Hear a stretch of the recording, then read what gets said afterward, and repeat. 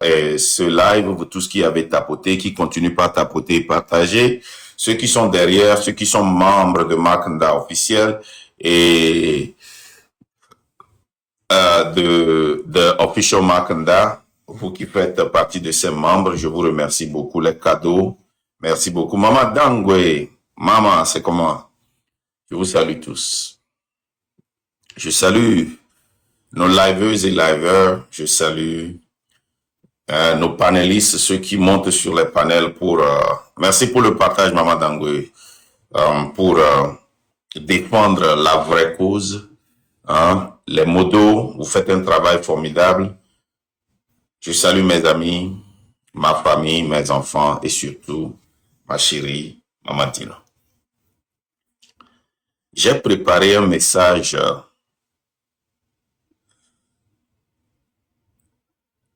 à cause de ce qui se passe sur le terrain et dans la lutte.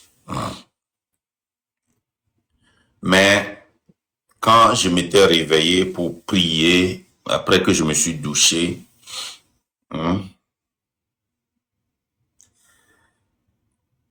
j'ai eu l'esprit de venir donner un message d'encouragement à quelqu'un ici. Encourager quelqu'un qui est dans la lutte, encourager quelqu'un qui est dans la diaspora ou au pays et qui est en train de traverser une période très difficile. Et je pense que cette inspiration pour partager ce message veut dire que quelqu'un sera touché quelque part dans cette lutte. Il y a un très grand découragement parce que notre lutte a été toujours vendue, a été toujours trahie. Mais moi, je ne pense pas que les choses se passent au hasard. Vous savez, je refute l'idée que dans chaque famille, en Afrique ou au Togo, Dieu a choisi quelqu'un pour le bénir et pour que cette personne-là vienne bénir toute la famille.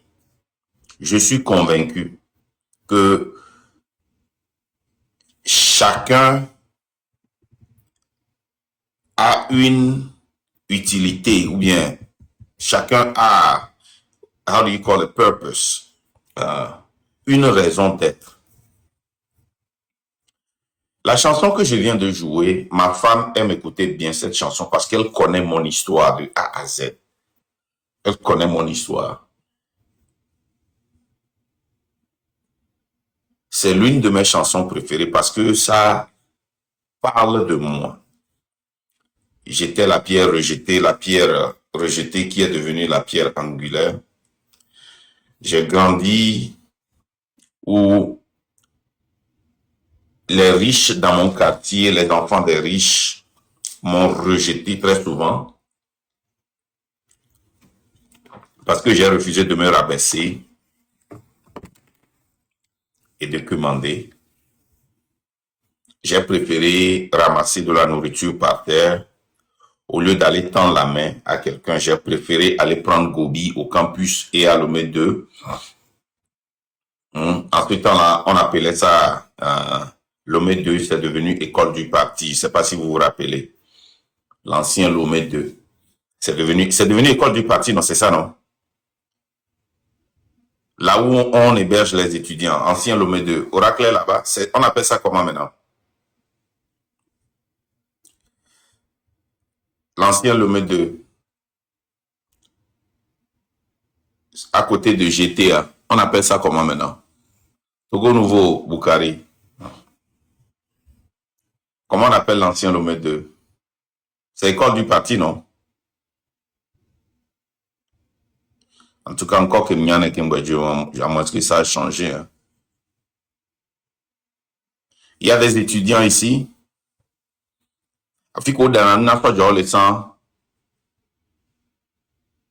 Oui, ok. Donc, c'est école du parti, Lomé 2. Donc, moi, j'ai préféré aller prendre du Gobi là-bas merci beaucoup, que d'aller demander. Et moi, je ne me rabaissais jamais à quelqu'un.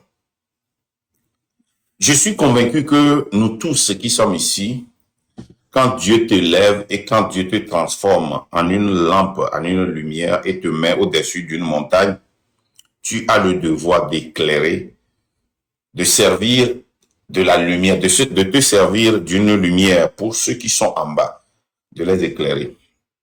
Tu ne peux pas garder cette lumière-là pour toi seul. Donc, je suis venu ce matin pour encourager quelqu'un, pour vous dire que, quelle qu'en soit votre histoire et quel qu'en soit ce que vous traversez aujourd'hui, que ce soit dans la lutte, je vous le dis en tant que quelqu'un qui a traversé, qui continue aujourd'hui même à traverser des difficultés. Moi, ma vie a été toujours une difficulté. C'est une vie de challenge, moi, ma vie. Parce que Dieu, personnellement, je crois en ça. C'est mon opinion. Et je ne vous demande pas de croire en ça. Je pense que Dieu m'a mis là où je suis aujourd'hui pour faire face à certains problèmes et être une lumière pour quelqu'un. Vous savez, ma vie au Togo, moi, je n'ai jamais dans la vie pensé dans ma vie que je serai aux États-Unis. Je n'ai jamais pensé à ça. Je travaillais beaucoup à l'école parce que je haïssais mon papa, je haïssais ma maman de la manière dont ils nous traitaient, de la manière dont ils protégeaient les autres enfants et nous punissaient parce que nous dépendions de ces gens-là, de la manière dont ils prenaient soin des enfants de nos oncles, de nos tantes, et nous, on était là. J'étais tellement contre eux parce qu'ils étaient tellement pauvres. Je ne pensais pas qu'ils nous aimaient. Ça, c'était avant. Il a fallu que je grandisse pour comprendre que ce qu'ils faisaient, ils le faisaient pour nous. Ils pensaient que s'ils arrivaient à démontrer à ces riches de la famille Nda, de la famille Agagou, de la famille Agbetra, de la famille Assi, de la famille Corto, de toutes ces familles-là, quand ils vont mourir, ces familles-là vont prendre soin de nous. Jamais mon papa n'a pensé, ma maman n'a pensé que s'il mourait, tous ceux qu'il a aidés ne seront pas là pour nous, que nous serons seuls. Donc dans ma vie, moi j'ai été toujours seul. Je n'ai jamais compté sur un membre de ma famille, je n'ai jamais compté sur un ami, je n'ai jamais compté sur qui que ce soit. Quand je traverse un problème, je sais que je suis seul, je sais qu'il y aura deux choses. Soit je vais résoudre ce problème et tout sera bien, soit je vais faire face à ce problème-là et je vais payer les pots cassés, je vais payer les conséquences. Et je me suis toujours apprêté à affronter les conséquences, quel qu'en soit le problème.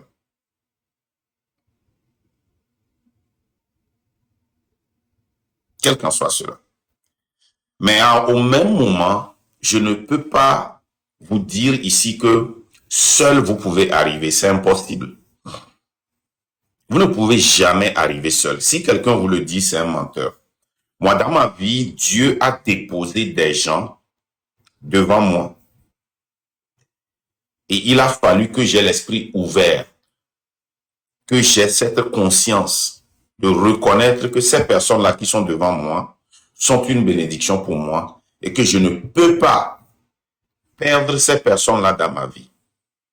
Ces personnes-là, Dieu les a posées. Il y a eu des personnes, il y a eu des conditions, il y a eu des événements que Dieu a créés ou bien que la nature a créés devant moi qui ont permis que je sois là où je suis aujourd'hui. Je ne pense pas que c'est par hasard que j'ai rencontré ma femme, que j'ai mariée aujourd'hui. Depuis que j'ai rencontré cette femme, les portes ont commencé par s'ouvrir. Et chaque enfant aussi que j'ai eu, je peux attribuer une histoire. Chaque enfant était une clé qui a ouvert une porte pour moi.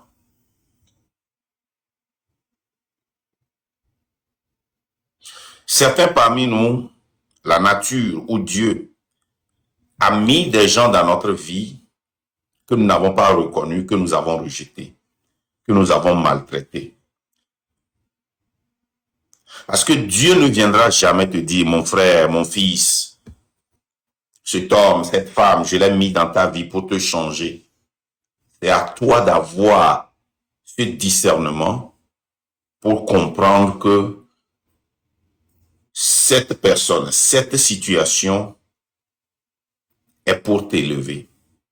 Des fois, nous traversons des situations très difficiles, des situations un peu plus difficiles, et nous sommes là en train de maudire Dieu, alors que Dieu a créé cette situation pour nous élever. Je vous donne un exemple.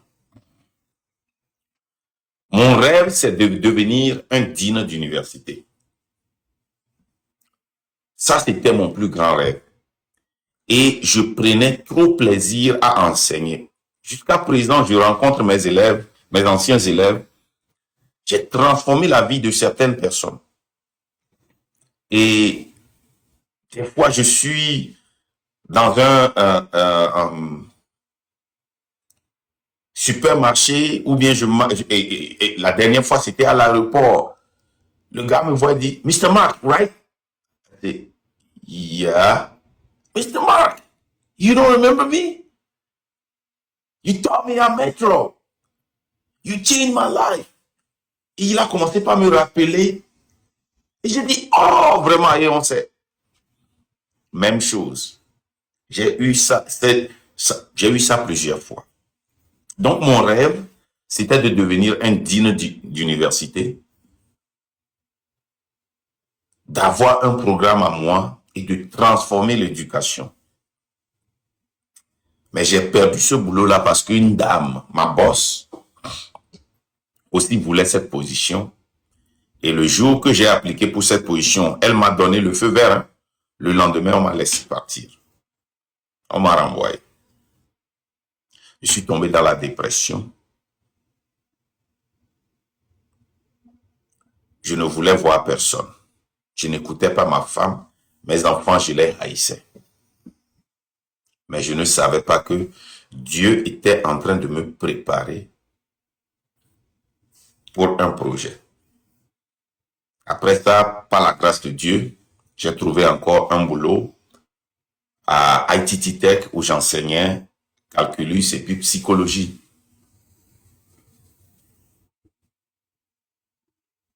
En même temps, j'avais trouvé un boulot où je devais faire Customer Service Representative. Là-bas, j'ai excellé dans ce Customer Service Representative du point où j'ai tellement eu des prix, tellement que j'étais tellement fatigué.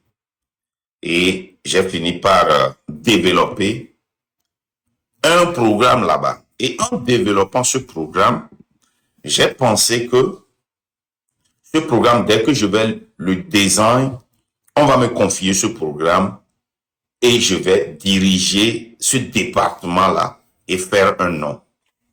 J'ai créé ce programme, j'ai enseigné les gens, mais on ne m'a pas donné ça. Après, un ami, je coachais son enfant.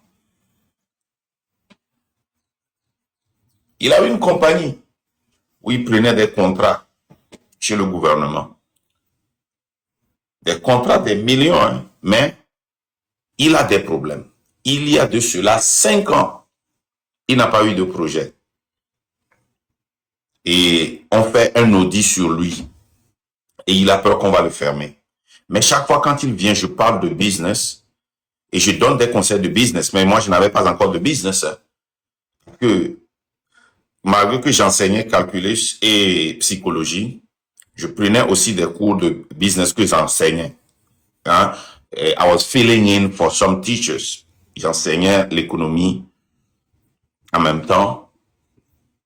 Donc, je me suis vraiment intéressé à ça. Et quand je viens, chaque fois quand on parle, il me pose des questions, mais moi, je ne savais pas que c'était des problèmes de son entreprise. Et finalement, il a dit, Marc, je vais t'offrir un boulot. Je veux que tu viennes gérer ma compagnie. Et si tu arrives à gérer ça, voilà ce qui va se passer, voilà ce qui va se passer. Les gars, c'était le sommet des sommets pour moi. En réalité, ce boulot, ça devait normalement, dans l'état de Nebraska, être autour de 350, 450 000 dollars par an. Mais il a dit, il a été honnête envers moi.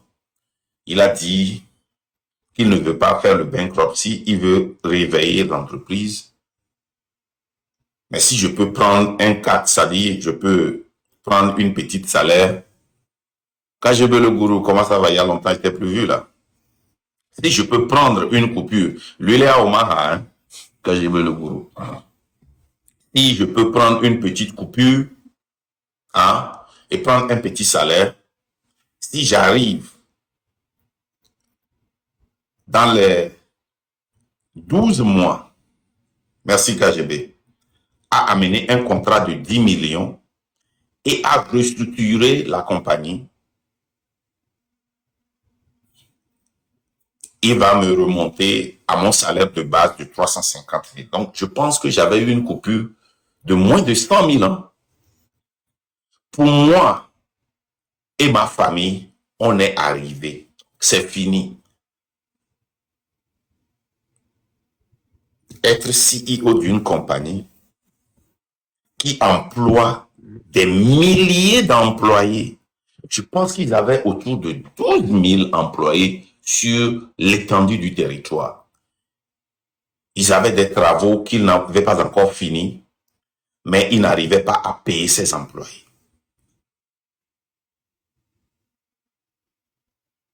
On était arrivé.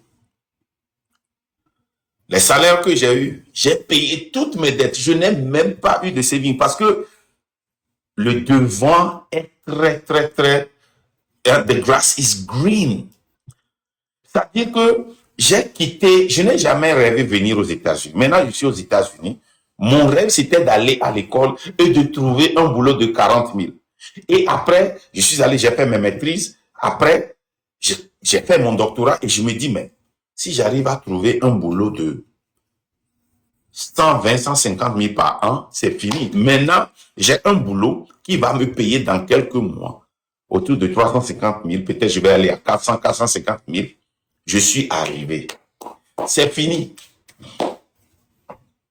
Les gars, je suis le premier à venir au boulot, le dernier à partir. Tout ce qui était papier, j'ai digitalisé ça. Tout. J'ai transformé tout. J'ai renvoyé certaines personnes, j'ai recruté, j'ai resize l'administrateur pour venir pour nos emails et autres. J'ai internalisé ça. J'ai tellement travaillé. Et dans les 3 premiers mois, on a fait un bid. Entre-temps, on avait une firme qu'on contactait pour nos bids. J'ai tout fait. On a recruté un lawyer qui est dans le bureau avec nous. On a recruté tout ce qu'il faut recruter pour pouvoir prendre des bids. On fait ce bid-là, on rejette. Et finalement, on a eu 2 bids à Washington, Missouri, et un bid à Muskegon, Michigan. On a négocié ces bids, on a négocié les 2 bids. C'était de petits bids comparés à ce qu'il avait souvent. Hein. Mais quand on a tout fini, on a eu quelque chose de 26 millions, quelque chose de bids. Les gars, et la manière dont ces bids-là se font, les gens vont protester, et après les protestes, le gouvernement va revoir, et si on vous donne le bid, vous pouvez prendre le travail. Le jour qu'on nous a donné le bid, écoutez très bien. Écoutez très bien. C'est-à-dire, j'ai changé l'ordinateur, et on a changé les softwares, les passwords de tout le monde, c'était chez moi. Ce matin, j'étais venu au boulot, Et le président de la compagnie est venu avec sa femme. Et il me dit, et Marc, tu as les passeports de ceci, il faut me les donner. Pour moi, c'était normal. Il est le propriétaire. Il doit avoir accès à tout. Donc, je lui ai tout transféré ce matin-là. J'ouvre mon email, je vois que nous avons reçu le bid. Lui, il avait déjà vu ça. Et je lui ai amené ça. Il dit, oui, oui, il a vu ça ce matin. dit, pourquoi tu ne m'as pas dit? Il dit qu'il ne voulait pas. Il voulait que moi-même je vois ça, que je puisse me réjouir. Il nous a amenés dans un restaurant fancy. On a bien mangé. On a célébré. Je me rappelle que quand on allait célébrer ça, sa femme était restée au bureau. On a célébré 26 millions. Maintenant, je ne vais plus attendre un an pour prendre mon salaire de 350 000.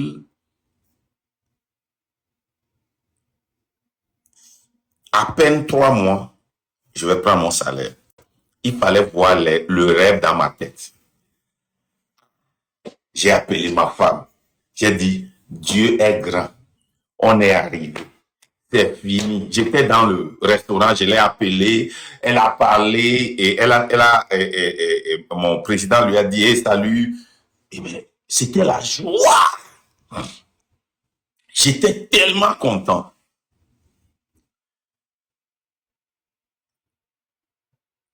On faisait de la pagaille et on rentre au boulot. Je rentre au boulot, je m'assois dans mon bureau et il a demandé à me voir. Je vais le voir. On me donne une lettre de séparation. Les gars, quand je me rappelle de cela, je suis tellement émotionnel. Je dis, mais qu'est-ce que j'ai fait? Il dit, non, tu n'as rien fait. On va te recommander. N'importe qui appelle pour demander de toi, on va te recommander. Mais nous pensons prendre une autre direction. Je dis, mais tu t'apprêtais à faire un bankruptcy. On faisait un audit sur toi. Et bien, il me donne un sévérance de 4 semaines, je pense. Hein. 4 semaines. Ou bien 2 semaines, je ne me rappelle pas, 4 semaines. Les gars, je suis resté dans son bureau, je pleurais. Et les trucs sortaient de mes narines. Et comment on appelle ça? Je pleurais comme un bébé. Il m'a dit qu'ils ne vont pas m'accompagner par respect pour ramasser mes affaires. Et je peux prendre tout mon temps.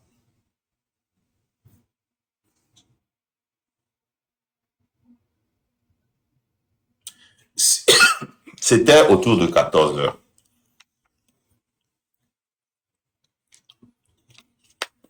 J'ai quitté son boulot et son bureau. Je suis allé dans mon bureau. Je suis resté là-bas jusqu'à 18 heures et quelques. J'ai pris mon laptop. Tout le monde est parti. Hein. Ils avaient tellement confiance en moi. J'ai pris mon ordinateur, l'ordinateur qu'ils m'ont payé. Je suis rentré avec. Il y a une haine. Quand je parle de haine, je n'ai jamais eu de haine comme ça dans ma vie. Une haine qui s'est développée en moi. Parce que ça fait 3 boulots successifs que j'ai perdus. Un avec l'État, un avec Métro, un avec First National Bank. Tous de grands boulots qui m'avaient donné de l'espoir. Donc, je ne savais plus comment rentrer et quoi dire à ma femme. J'ai pris l'ordinateur, je suis rentré. J'ai dit à ma femme qu'on vient de me renvoyer. Elle dit, quoi? Mais vous venez de célébrer? Je dis, oui, mais je ne vais plus travailler avec qui que ce soit. Je suis fatigué d'aider des gens à faire des millions et on me traite comme un enfant. Les gars, la haine dont je vous parle, je me réveille chaque jour parce que j'ai accès à tout. Je veux tout détruire. Chaque jour, quand je prends mes enfants, je vais déposer mes enfants. Je quitte Omaha pour aller à Bellevue pour déposer mes enfants à l'école. je conduis et je passe devant la compagnie. La seule chance que j'ai est que en ce temps-là, je n'avais pas de fusil. Parce que si vous voyez à la télé des gens qui ont perdu leur boulot et qui retournent dans ce boulot-là pour fusiller des gens, il va falloir que vous traversiez une période comme ça pour comprendre ce que ces gens-là comprennent et traversent. Je ne dis pas que c'est eu de diverses mauvaises idées qui m'ont traversé la tête. Mais gloire à Dieu, je ne l'ai pas fait. Et c'est là que j'ai dit à ma femme que je vais commencer mon propre boulot. Ce que je préparais depuis là. Je me suis concentré sur ça. Mais aussi, je suis allé à Equal Opportunity Employer et j'ai porté une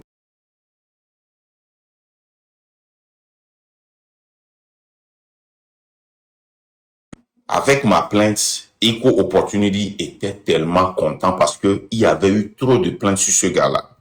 Et quand je revois les anciens emails, ce n'est pas la première fois qu'il a fait ça. C'est un gars qui est greedy. Je ne sais pas quel mot utiliser pour greedy. Il aime l'argent. Il aime la fête. Il voyage beaucoup. Donc, il aime exploiter les gens. Comme c'est des contrats qu'il fait, il a beaucoup de sans-papiers qu'il exploite, qui n'arrivent à rien faire parce que s'ils font quelque chose, il va les faire déporter. Donc, Equal Opportunity Employer, pour eux, c'est la plus grande opportunité pour l'avoir. J'avais déjà, vous savez, je vous ai donné mon témoignage.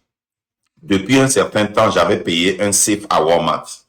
Et chaque fois, partout où je travaillais, quand je prends mon paycheck, je m'avais acheté un cash sur chèque. C'est comme du cash, mais en chèque, qui ne périme jamais. Je viens, j'ouvre le safe, je jette dedans. Même quand on a eu tous les problèmes, je n'ai jamais dit ça à ma femme et on n'a jamais touché à ça. Semaine qui a suivi, j'ai pris ce cash sur chèque-là. Je me suis enregistré dans un programme d'éducation en Californie, mais je n'avais pas de moyens pour voyager.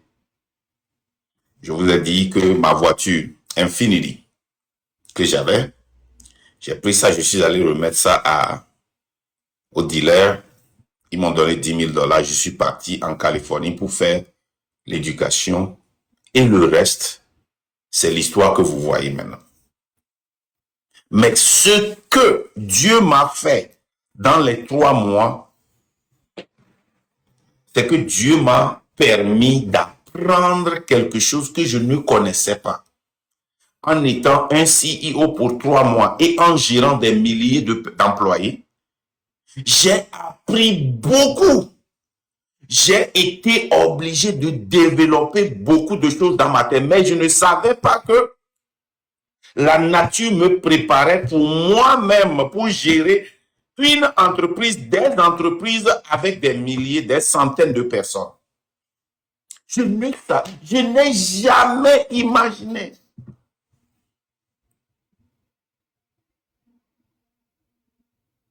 Ce que j'ai appris en allant à l'école, je pensais que c'était pour devenir un digne. Tous mes degrés que j'ai m'aident aujourd'hui dans l'éducation et dans les affaires que je fais. La clinique psychologique me permet de comprendre l'humain, de lire des gens et de prédire.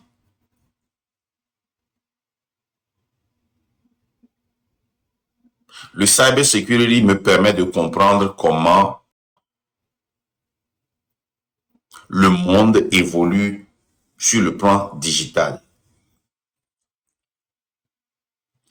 Le business international et le business administration me permet de diriger une entreprise et pire encore, le public administration me permet de gérer n'importe quel nombre d'employés. mais en aucun cas mes éducations et les expériences que j'ai eues de part et d'autre. Le désespoir que j'ai eu de part et d'autre, jamais dans ma vie j'ai pensé que c'était une préparation pour une autre vie. C'est pour cela que ce que je suis en train de traverser aujourd'hui, maintenant, depuis ce temps,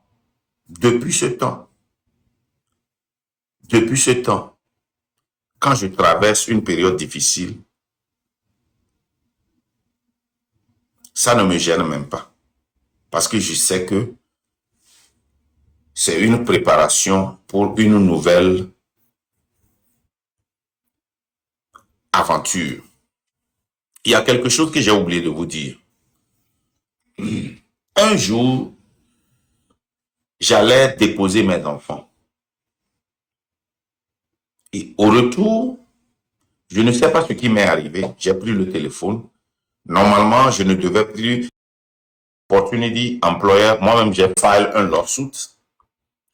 Hein, j'ai trouvé un pro bono lawyer qui veut vraiment m'aider parce que lui aussi, puisque c'est Equal Opportunity Employer qui m'ont dit que il y a tel loi avocat que tu peux prendre pour t'aider aussi parce que eux aussi ils ont des clients qui ont tel donc certains avocats veulent descendre le gars là. Sans contacter mon avocat, j'ai pris mon téléphone et je leur ai envoyé un message que je les pardonne et que j'abandonne mon lawsuit.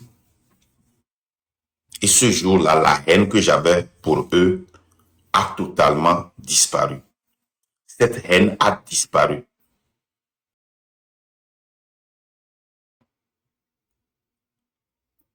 Aujourd'hui, si le gars là veut me recruter et me payer 800 000 $ par an, je vais dire non. Aujourd'hui, ce gars là,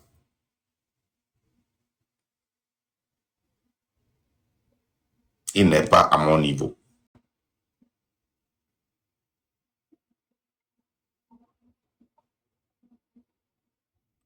Je me rappelle qu'il avait vendu sa compagnie parce qu'il ne pouvait plus. Je ne sais pas là où il est aujourd'hui. Je ne l'ai plus parlé depuis que j'ai quitté là-bas. Pourquoi je vous raconte cette histoire?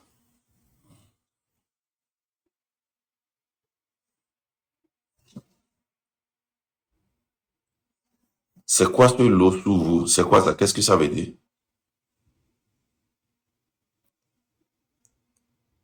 Qu'est-ce que vous voulez dire? Ou bien le compte qui est monté là, c'est mon deuxième compte. The Markenda Official. C'est mon deuxième compte. Si c'est de ça que vous parlez. Donc, je voulais vraiment vous dire que, vous savez, quand vous mettez une graine de maïs dans le sous-sol, vous creusez le sous-sol, vous jetez ce maïs, vous l'enterrez.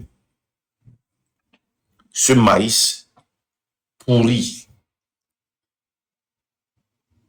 avant de germer. Et quand ce maïs-là germe, il y a le vent, il y a le soleil, il y a la pluie, il y a les oiseaux, il y a les insectes qui viennent gêner ce maïs. Mais finalement, ce grain de maïs qu'on avait enterré, l'humidité, l'eau, la pluie, le soleil, le vent, les oiseaux et tout ça là qui viennent profiter de lui, lui permettent de grandir et de devenir une bénédiction pour les autres.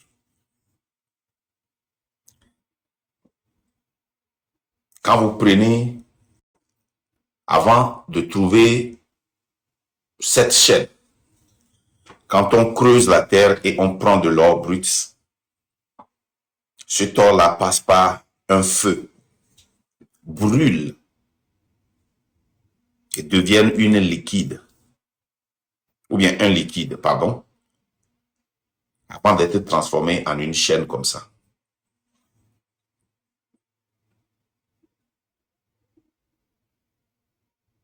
Moi, je ne pense pas que Dieu m'a mis là où je suis ici parce que je suis un génie. Oui, j'ai bataillé. Oui, j'ai travaillé fort. Oui, nu où je ne suis pas rentré à la maison, j'ai dormi dehors pour travailler. J'ai fait 48. Mais Dieu a créé la nature, ou Dieu, dépendant en ce que tu crois, a créé des conditions autour de moi qui m'ont permis d'être ici. Maintenant, si Dieu arrive à t'amener à un niveau comme celle-ci, et que tu ne veux pas que ta lumière, que les gens profitent de ta lumière, la nature a encore les moyens d'éteindre cette lumière-là, parce que tu ne sers pas aux autres. Nous les chrétiens, il y a un verset dans la Bible qui dit que si Dieu te donne la lumière, ne prendras-tu pas cette lumière-là pour la mettre au-dessus d'une montagne pour qu'elle éclaire tout le monde? Malédiction à cette personne qui va prendre cette lumière et la mettre sous son lit. Il y a une différence entre être égoïste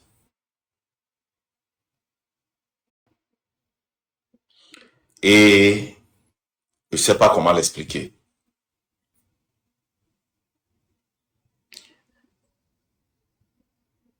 Et ne vouloir pas que les gens profitent de toi. Tu peux être égoïste et les gens vont toujours profiter de toi. Hein. Comprenez? Dans la vie, là, chaque fois que Dieu vous ouvre la porte,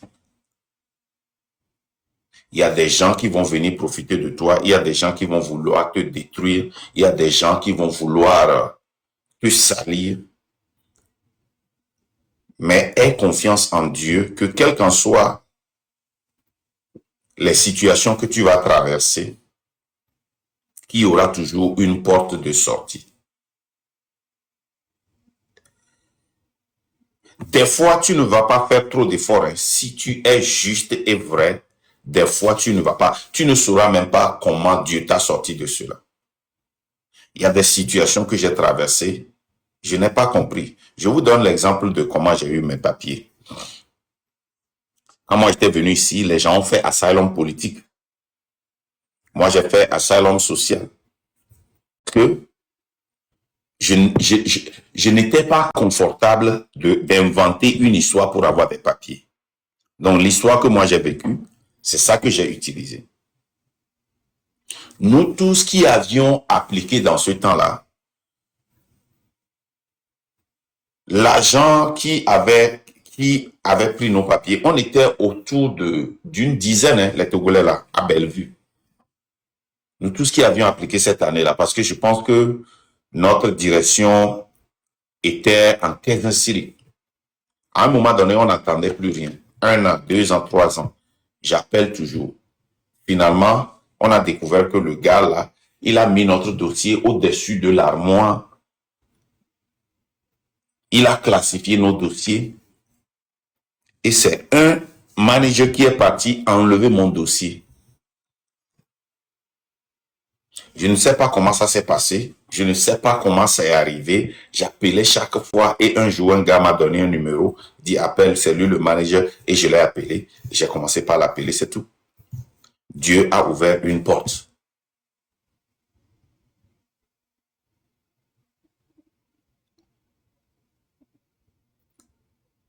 Je suis venu ce matin